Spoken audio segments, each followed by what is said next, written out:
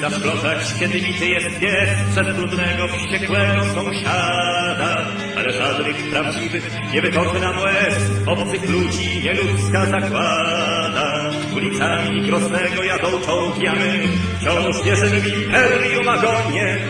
Lecz na wschodzie niedługie o wolności są sny i okrutny wolności jest koniec.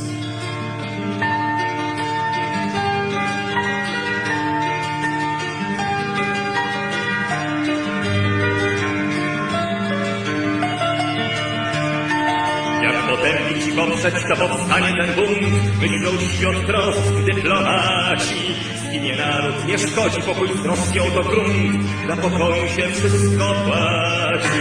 Na ulicach Groznego Kain ostrą broń, aby losuj zrozumiał i czeka. Czy dopiero gdy luchy pysk się otrząsną, pogwałcone są prawa człowieka.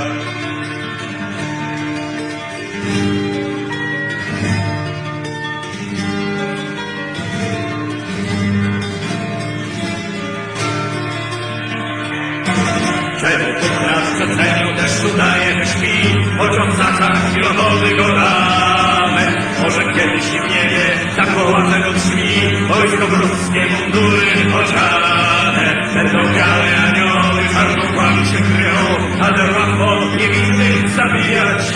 I zawołać na trwogę już nie będzie miał to, odrodziła się wiedźma. Odrodziła się wiedźma.